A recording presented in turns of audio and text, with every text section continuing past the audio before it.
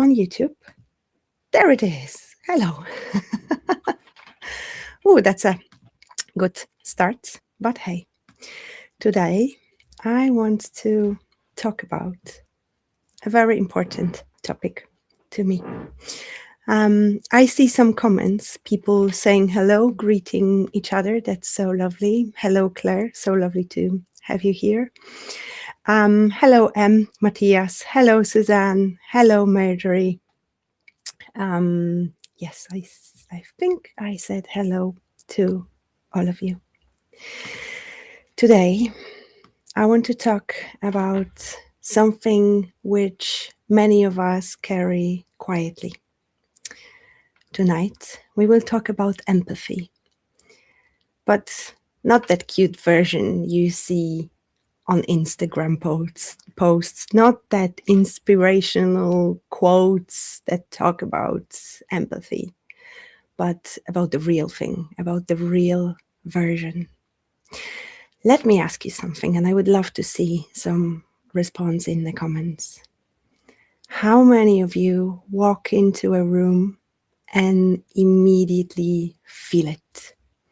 The mood, the tension, who's disconnected, who's pretending, who's hurting, who doesn't want to be there. This is what empathy is, feeling. The definition of empathy, very simple one, is that it is ability to understand and share the feeling of another, feeling of others. In the world that rewards speed, dominance, detachment, being sensitive can feel like a burden, certainly. But let me start here. Empathy is not fragility. Empathy and softness is not weakness. Empathy is heightened perception. It means you notice, register subtle shifts. It means that your nervous system is tuned finely, very, very aware. And Claire is here. I feel it in the supermarket, which can be overwhelming. Yes, I certainly do too. And tonight we will talk about how to avoid those situations, how to equip ourselves into tools which will help us to feel, yes, but not to carry, because feeling is mandatory, especially when you have that gift. However, taking over is optional. And you probably know me, and you know that I love practicality. So tonight, you will leave this session equipped with tools, with ways how to help yourself, how to avoid that overwhelming feeling of carrying so much on your shoulders. As I said, empathy is heightened perception. It means you notice. It means you register subtle shifts. This is not weakness. This is not a curse. Or is it? No, it's not. It's a superpower. This is awareness. And the problem, it's not empathy. The actual problem is unmanaged empathy. Because awareness without boundaries becomes self-abandonment. And that's the real issue. Unregulated nervous system. Because empathy is not any personality flaw. It's, from the scientific point of view, a neurobiological trait. And for some of us, it's amplified. So let's define it properly. I would love to see in the chats, in the comments, what is your definition of empathy? How do you see it? How do you feel it, experience it? I already see Claire saying here, it's a vibration. Yes. What else? How do you experience that? How do you feel empathy? I'm curious. You can also add who of you, my dear viewers, is convinced that they have heightened empathy. I know there is few of you here watching tonight. Marjorie says, I completely agree. It used to be a burden. Now I learn bit by bit to accept it. And I think that's so important to accept that we, empaths, feel more, feel deeper, feel the unseen, feel the unnoticeable, feel so much. And Claire says it's a knowing, and absolutely, it is a knowing within our body, within our nervous system, sometimes within our soul. So let's talk about science here for a little bit. According to neuroscience, there are three, let's call it components of empathy. There is that cognitive empathy, and I'm so happy that I pronounced it properly. And that's the ability to understand what someone else is feeling. This involves the prefrontal cortex, that perspective taking. Another type of empathy is the emotional empathy, the actually feeling what another person feels. This activates the limbic system, particularly the amygdala, and some other parts, which I can't remember right now, but it's not important here. And last but not least, there is that compassionate empathy, where we have not just the feeling, but we also have the wanting to help.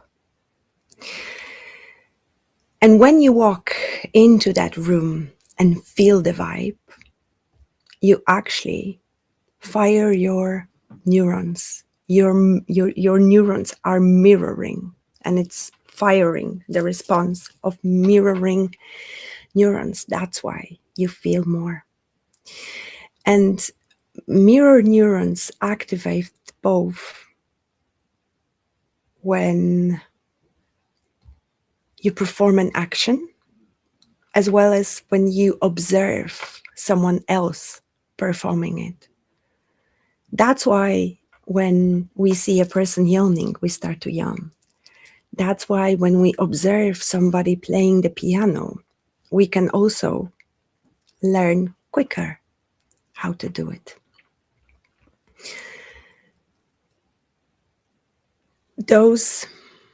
Everything said so far is a basic of biological resonance. So if you're highly empathetic, your brain is literally mirroring the emotional states of others in a real time. And this is not weakness. This is advanced social processing. And I want you to know that not everybody has that gift. Not everybody can feel so deeply.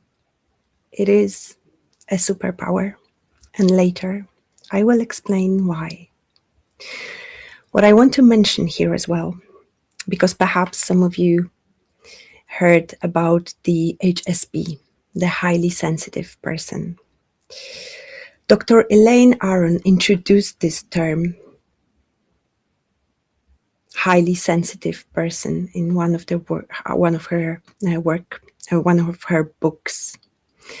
And she says that it's a trait found in 15 up to 20% of the population. It's linked to deeper processing of information, of feelings, of what we're experiencing, stronger emotional reactivity, heightened awareness, and and greater activation in the brain regions responsible for processing and experiencing empathy and awareness. And brain scans of highly sensitive people often show stronger amygdala activation, so that threat detection, higher conflict, higher cortisol spikes during conflict, under stress, lower emotional filtering. It means that people who are highly sensitive don't just notice tension. Their bodies experience that as their own. And Dr. Judith Orloff describes empaths as people whose nervous systems don't have strong emotional filters. So you absorb before you assess. And just as I said at the beginning, the absorbing is automatic, but carrying it is optional. And that's where training comes in handy. Because I personally feel that empathy is a superpower. It's not a curse. It may be a curse when we don't know how to manage it. It might be a curse when we don't understand it. And Claire says, just like the five senses, there is also the sense of feeling the heightened emotions of others.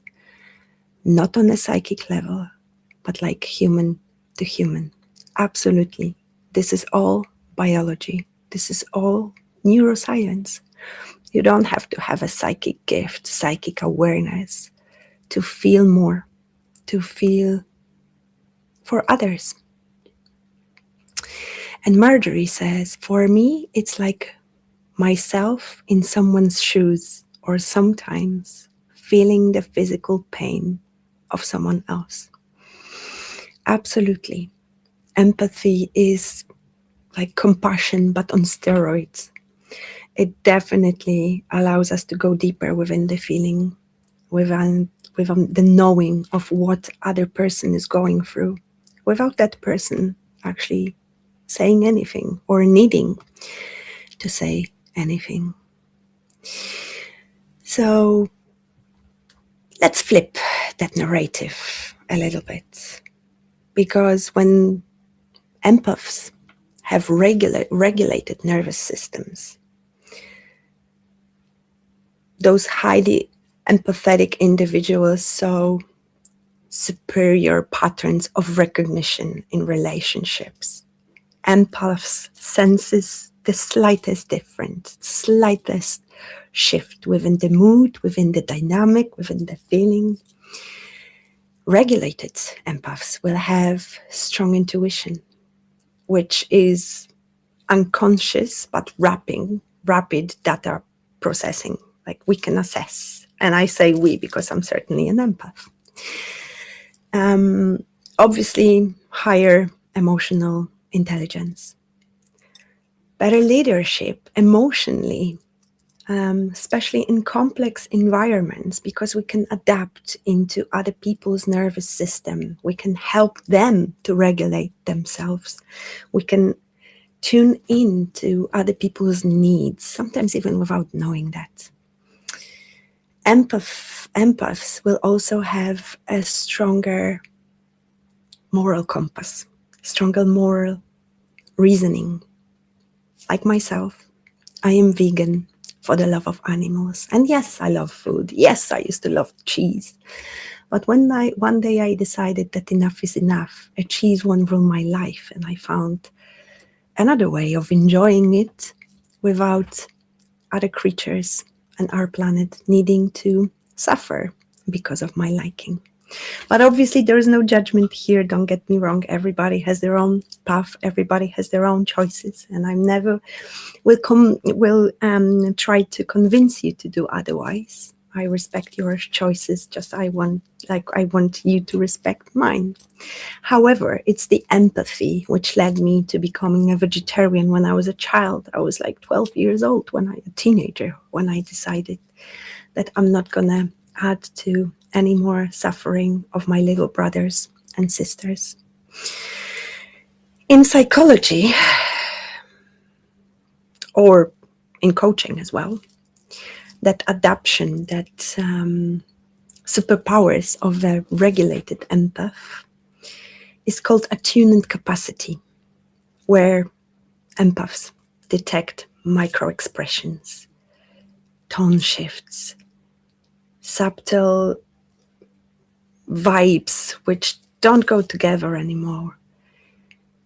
Empaths read what others miss. And this is not fragility, this is strategic awareness and sensitivity. It's not a problem. The problem is actually the lack of containment. Because in this highly performance-driven world where people are rewarded by hardness, where the speed is valued over sensitivity and the productivity is valued over presence, the detachment is valued more over depth, the real problem is unmanaged empathy. Because there is very little space for slowness. There is very little space for emotional processing. There is very little space for depth, for feeling, for being with what's happening, for being able to stop and ask ourselves, is that belongs to me? Is that what I'm feeling? Because empathetic people often adapt in unhealthy ways, absorbing emotions that aren't theirs, over-explaining, over-giving, trying to regulate other people, those who are in the room, especially when those people are those who they love. But sometimes it comes automatically. That's why empath feels so drained in social environments. Often empaths confuse compassion with responsibility, carrying emotions that were never theirs to hold. And slowly, unfortunately, empaths can burn out because somewhere along the way they learned that if I can feel it, it must be my responsibility. What I'm feeling is mine. What I'm feeling, I'm going to identify with it. But feeling something does not mean you're responsible for it. It doesn't mean that you're responsible for fixing it. Because trust me, you can understand someone's pain without carrying it. You can show up for others without absorbing, without taking on. You can witness somebody else's chaos without absorbing it. How? I'm going to explain later because I can feel already the questions. How? How can I do it? You can care without collapsing. And that distinction is your power. Because empathy may become exhausting when you mistake it for your duty. You can feel someone's pain without carrying it. You don't have to carry that weight of your feelings. So, beautiful viewers, dear friends of this beautiful community, I invite you to close your eyes for a moment and think about the last time you felt emotionally drained.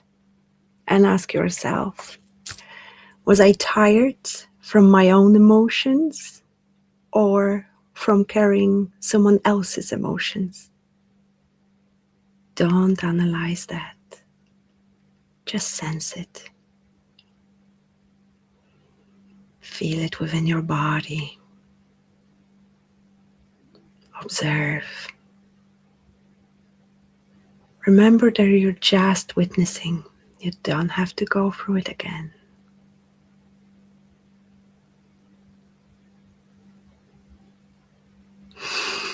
And now I want you to ask yourself, when did you learn that if you feel something, you must fix it? That belief is usually old. It's usually not yours. Feel it deep within your body. Trust your intuition. Trust what comes up. And when you're ready, open your eyes, come back to your room, and you may share in the comments what showed up for you. Claire says here, our son was 3 when he chose to be vegetarian. He is now 12 and still vegetarian. Beautiful. I absolutely love that. Marjorie says, it's like seeing the big picture that no one else can see, and the different path that each decision we take can bring us. And I'm so glad to see such a deep understanding of those topics, because those people who are writing are empaths indeed. And Clara says, you can feel it, you can see us, but yes, I'm waiting to see what came up for you with this short exercise. And I encourage you to stop for a few moments every day and ask yourselves those few questions, because this will help you to find what's yours and what's not. This will allow you to sense, where are you emotionally, energetically? Is there something you're holding on to which is not yours?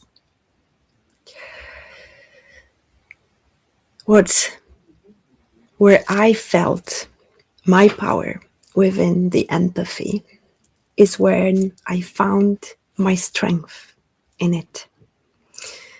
When you think of power, what image comes up? Is it dominance, control, detachment? To me, what true power, healthy power is something slightly different. It's saying no without explaining, leaving without drama, not responding immediately, letting someone misunderstand you, sometimes even misjudge you. Because the power in empathy comes with softness. So let's redefine strength then. Strength is not emotional numbness. Strength is definitely not dominance. Strength is not the loudest voice in the room or in your head. Real strength is feeling deeply without drowning in those emotions. Loving fully without abandoning yourself. Listening without losing your center, losing your groundness. When regulated, empathy truly becomes our superpower, because you can read situations faster. You can understand motivations. You can sense misalignments earlier than others, for sure. You can sense that something's wrong, something's not right. You detect authenticity and not performance. But to hold that strength, to hold that power within you, You must build first containment. So let's talk about protection, not hardening, not detaching from feelings, but protection, real protection. So first question is, where do you leak? Where your energy is leaking. Yes, because empaths don't usually explode. They leak. Energy, leaking energy can look like saying yes too quickly, over explaining your no, explaining yourselves, your choices where there is no need to do so, not setting the right boundaries, staying longer than you want, replying or saying yes immediately out of guilt. If you do so, please ask yourself quietly, where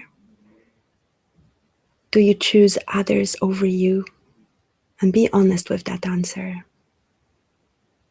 because that answer will show you where the boundary is needed, or perhaps it needs strengthening. And I want to give you a few tools today to protect and cleanse your energy. There won't be any dramatic rituals, it won't be anything complicated. It'll be just nervous system, simple practices. And the first one I really like and I recommend doing on everyday basis is to ask yourself, is this mine?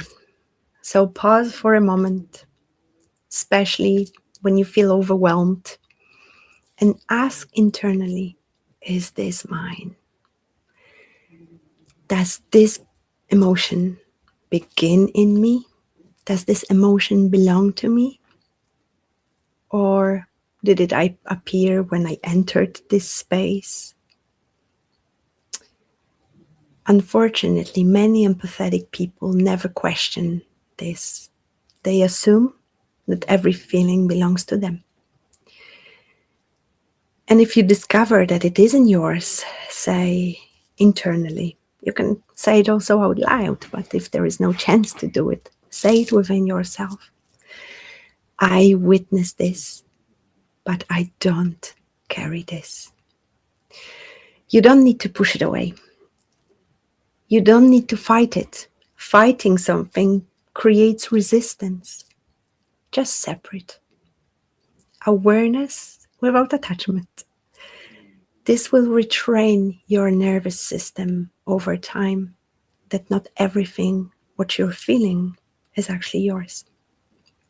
Second great tool, which I use a lot actually, is creating emotional boundaries and physical boundaries. Because our body teaches our psyche.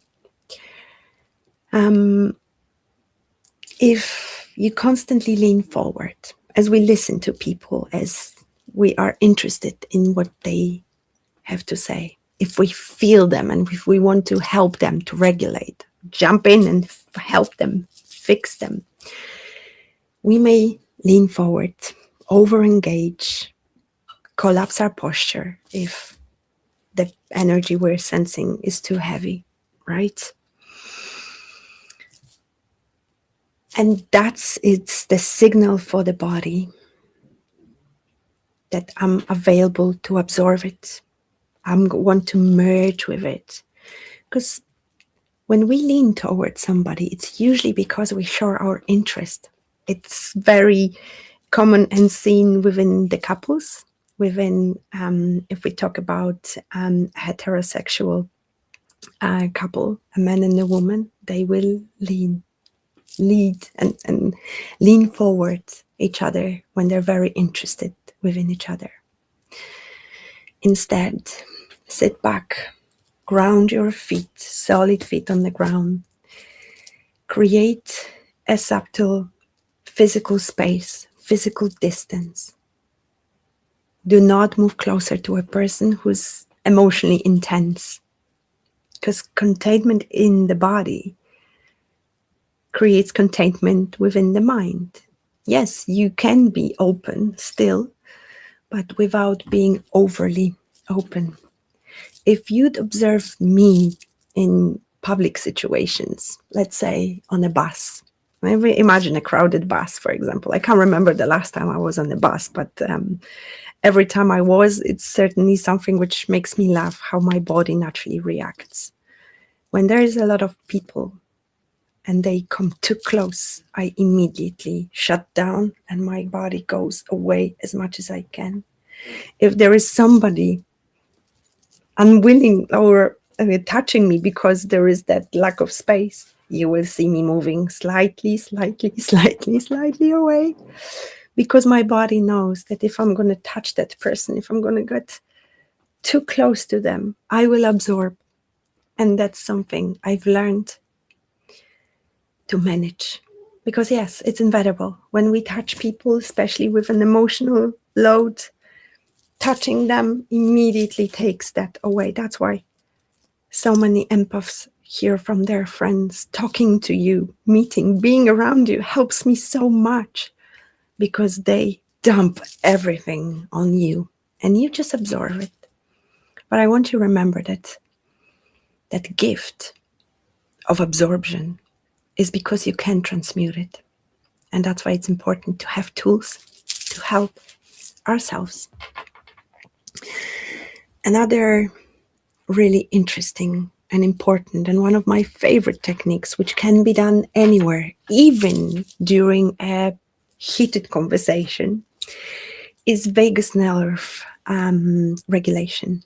Vagus nerve is that nerve which runs up and down our spine, and it helps to activate the parasympathetic nervous system, which is responsible for regulation, for calming and relaxing. And you can do it by touching the back of your neck, putting something ideally cold at the back of your neck, massaging it, slightly touching here, this area. But that's not always possible to do so. But there is another thing you can do to send safe signals to the body that, hey, I'm safe. Whatever's happening, I'm safe within that situation. And that's something we mentioned last week as well. Breathing. The best breathing technique is either boxing breathing, where we inhale, pause, exhale, and pause in a same period of time, or inhaling up to 4 and exhaling longer until the count of 6 of even 8. That longer breath out, that longer exhales activate the parasympathetic nervous system. It's like it's an information to our body that yes, I am safe. I don't need to merge. I am safe where I am. It's okay. I can relax. I don't have to tense up. To add something extra to that exhale, to that side out, if you would add a little bit sound like the sound of relief, that helps the nervous system to regulate, to relax, and to get you out of the survival, to get you out of overfilling, of that overwhelming sense of not being safe. Take a few deep breaths, and I will read a few interesting comments here. Claire says, I recently learned of a family member illness. I became burnt out, and I didn't want to function. I detached to survive. I had to come back to myself gently. Thank you for sharing this, because that detaching to survive is so common. Because we feel so much that sometimes it literally feels like it's going to kill us. And detaching is safer. But you see, detaching, it's an actual nervous system response.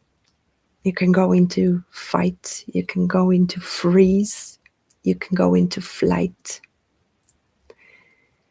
But that's still a nervous system response designed to make us survive. Those short breaths will help you to get yourself out of that state. And Marjorie says, I learned the hard way in a narcissistic relationship. I never learned the tools to avoid it, so I felt like he was draining me, and it was normal. I almost want to say that connection between an empath and a narcissistic person is a normal thing. Obviously, it's not, but unfortunately, narcissistic person will attract an empath because empath has those things, those feelings, those awareness that the narcissistic person is lacking. Narcissistic person will drain an empath because they want to charge themselves with extra energy. And obviously, empaths say no too late, have not as strong boundaries as they should. And that's how a really destroying experiences may show up. I certainly have one like this as well in my life. And I think that's what helped me to wake up to my empathy a little deeper. And Matthias says, I have a colleague, and just sitting next to him for a while is enough to make me completely drained. He doesn't even have to say anything. And that's such an often experience of an empath, because we don't have to engage with others to feel that energy. Our heart is like a magnetic field. It is a tower, like a radio station, emitting frequencies, emitting vibrations. And if we are in a high vibrational state, that's great, because we can emit it out to the world and other people can feel it. It's up to 6 feet, so 2 meters, where that energy of our heart is being felt.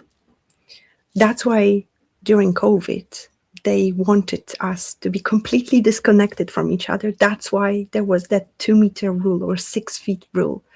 Not because it was dangerous to cough of somebody. There were masks protecting us.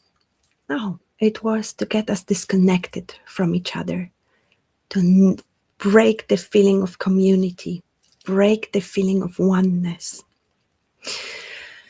Marjorie here says, I live in a small town. I went to a bigger town for a day. I took the bus to go there. When I came back home, I was so tired that I had to go to sleep directly. I'm the same. I live up in the mountains, up in the nature, where it's actually Mother Nature and me, not the other way around. There is not many people, only few neighbors across the entire valley. The energy here is super high vibrational. I myself am a being who vibrates most of the time with rather high vibrational energy. And every time I go to the city, oh my goodness, it's draining, because the difference between the energies of the chaos and the nature's balance is so deep that my nervous system is not used to that anymore. Another thing is that people who shine brightly, who have their light activated, who again have high vibrations, are often mistaken as a light which shows up, and that's funny actually, as a light which shows up when the portal for the souls who left the body to enter a different dimension, to go back to God. And sometimes the souls who are not ready to move on, they're shocked, for example, because they died in a car accident, or they feel like they have an uncompleted mission on planet Earth and they still want to stay and support their families, miss that portal because there is just a short period of time when that portal is open for them, will often attach to people of light and drain their energies, obviously, because they think those are those portals. If you feel like you're one of those people who have problem with that, please contact me. Within my work, I often help souls to move on. It's a very simple technique to do. So there is another comment from Claire. Do you think that people who need to share that sad, negative, deep emotions intentionally seek empaths? Some of them intentionally and on purpose, yes. I have an example of people close to me who know about my powers, who will call me every time they feel sad, they feel emotionally intense, because they know that if they will dump those emotions on me, they will feel better. And that's certainly a case. But I think it's more of our natural intuition wanting to help us, craving that relief. And certainly talking to an empath will feel refreshing, cleansing. So I think it's both. Some people will do it intentionally. Some people will ask for help. And some people will just come and drain you because they think only about themselves and they're selfish and they want to feel better without even thinking about what happens to the other person. One of the wonderful ways of healing yourself is to get in contact with an animal. Animals are natural empaths, especially dogs, as well as cats. Cats are healers. If we come into the contact with them, it helps us immediately. And the difference between us people and those animals is that they are fully grounded. We are not walking barefoot anymore. We have no contact with Mother Earth whatsoever on an everyday basis. We are wearing shoes. We are walking off pavements which completely disconnect us from receiving and the ability of sending the energy back to Mother Earth. And grounding is certainly something which helps empaths to regulate their own energy. So it's great. Another practical tool is to ground yourself. Before you leave the house, close your eyes and imagine roots growing out either from your root chakra or from the soles of your feet, growing down, down, down into Mother Earth. If you want to take it onto a next level, you can imagine with your breath in, pulling energy of Mother Earth and entering your body for the soles of your feet, for your legs, belly, chest, arms, and head as well. So it would help you to absorb that energy a little bit more. Question here from Claire. Is it aura bump? Is it aura bumping into aura? I think that was about those 6 meters, 2 meters, sorry, 6 feet. Like energy fields colliding? Never thought of that before. Yes, we certainly can feel other people's energy. We don't have to touch them to feel them. And that energy certainly can merge. And if an aura of an empath meets an aura of a person who is emotionally charged, negatively, vibrating lower frequencies, it certainly automatically pulls that energy in, because everything, like lights attracts the darkness. It's simple as it is. Moving on to another technique, which I've learned. It took me a while to learn that, but this is something I do right now. Empaths often overcommit. They say yes to everything in the emotional moments, in the moments where they feel great, they're happy, their energy is vibrant, and they say yes to everything. I certainly have done that. Someone is stressed, you say yes to them, even if you don't want to. Someone is struggling, you volunteer, you offer help, even though you don't want to do it. But hey, they're suffering, and you You don't want them to feel pain. You don't want them to struggle. You don't want to see them struggle. So you say, yes, I will help you. I will do this for you. Someone is needing help. Yes, you absorb. You take everything onto yourself. And then later you feel drained. Instead, give yourself at least 24 hours before you say yes to anything, especially emotionally charged. Instead of yes, say, I'll think about it. I'll get back to you. Or, which is within my case, I always say, we'll see. My closest friends know that. And they know that I need to see how I feel away from them, how I feel when I center myself, what my body says about that. And then sometimes, often, most likely, I will say yes because I love them and I want to do so.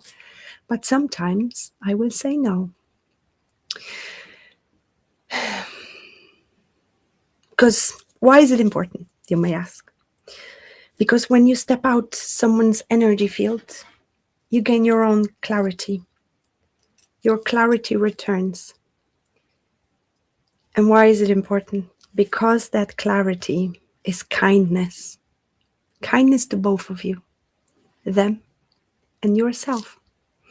Because the way I see it, it's better to be authentic than to people please.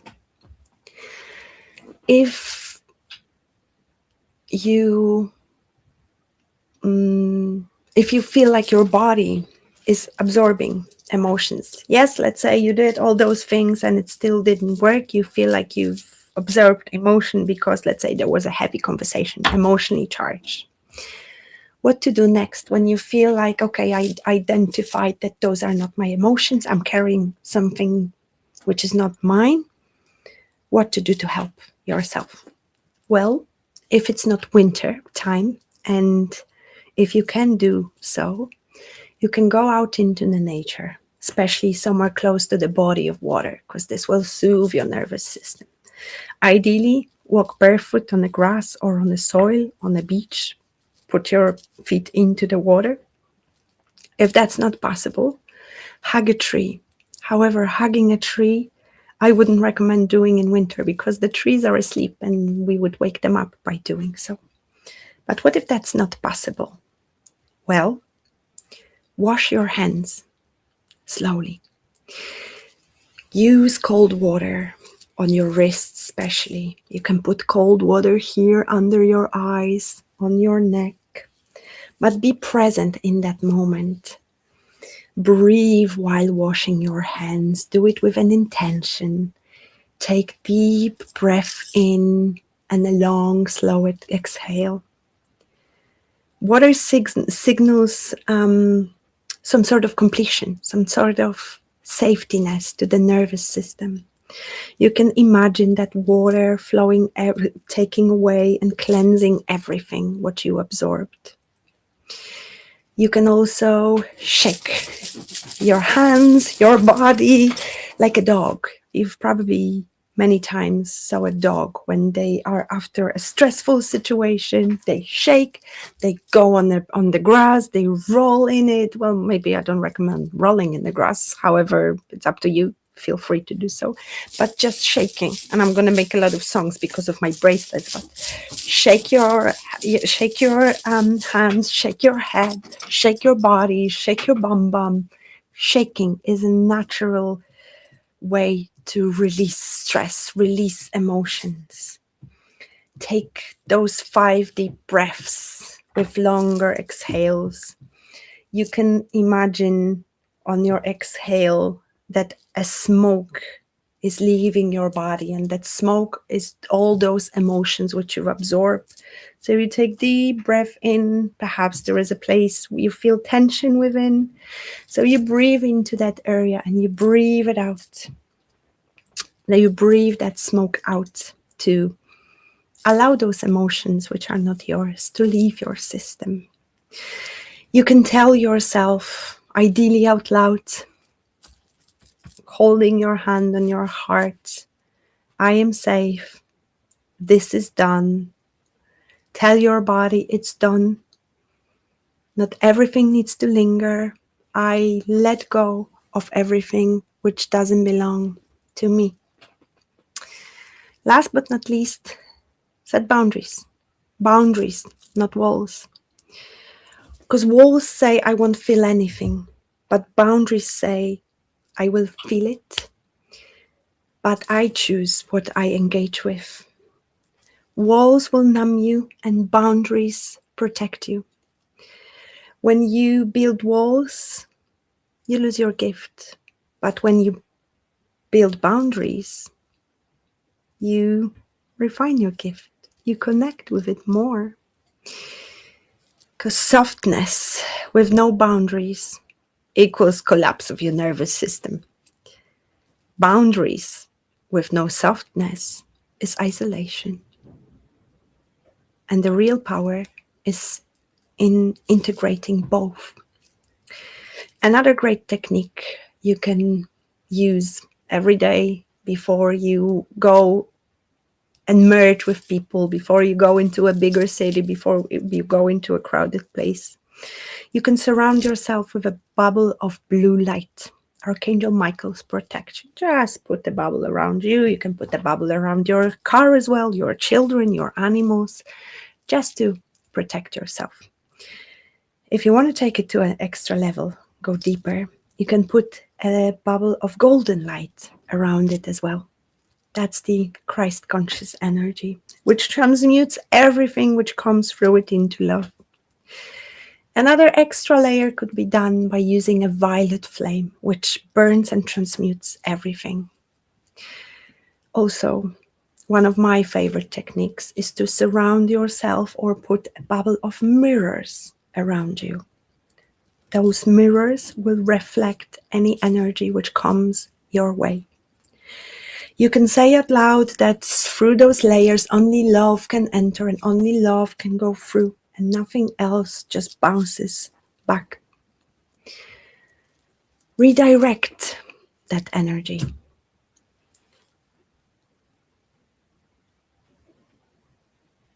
And also learn how to say no. You don't have to say yes to everything.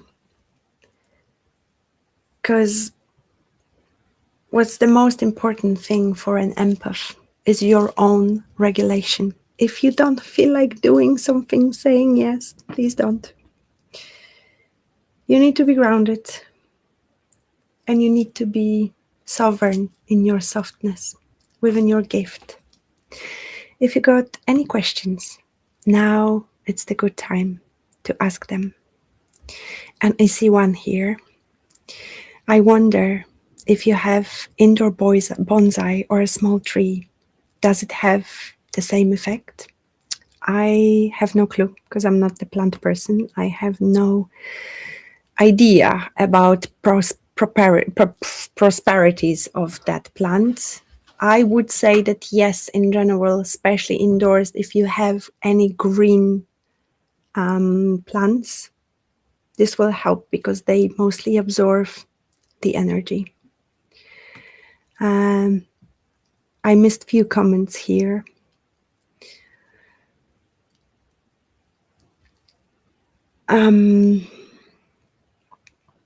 Claire agrees. Yes, shake and move with many exclamation marks, somatic movements. Yes, perhaps sometimes one day I could talk more about somatic movement as well.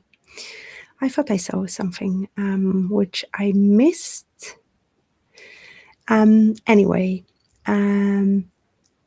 Matthias say, I use the blue bubble technique and it works beyond expectations. And Marjorie says the same, that she's using a bubble of light. And yes, it works. I use it all the time. And that helps me to protect myself. If you have any questions, now is the time to ask them. Before I wrap up, I want you to remember and know that if you're someone who feels deeply, you are not too much. You are not certainly weak. You are not fragile. You are perceptive. You are attuned. And empathy can only be a gift when it's rooted in self-trust. So protect it, cleanse it, contain it, but not by shrinking, but by fully understanding yourself. Um, Stay soft and stay strong at the same time. Before I let you go, I want you to ask yourself, where do you confuse your empathy with obligation? Where do you absorb emotions to avoid being abandoned? And where do you abandon yourself to maintain harmony? And what would change if you trust your sensitivity is your strength? Take a few moments to answer those questions to yourself. And Claire says, I can't believe how quickly this evening has gone. Me too. I am shocked, actually. It's been so beautiful to be a part of this community here. Likewise, my dear, I am so honored to have you here tonight with us, and all of you, our beautiful viewers. Jan says hi. He couldn't join us today, but he's with us in spirit. I am still waiting for any questions before I close, and just quickly, I thought I will have more time to do so. I will pull a few cards with some guidance for my beautiful empaths. Wow, it's a beautiful one. See your emotions as teachers.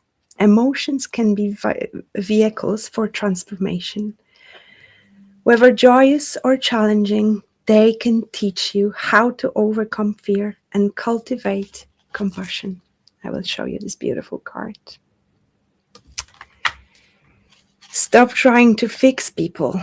It is not your job to fix anyone. Allow people the dignity of their own paths. What a message. Fantastic.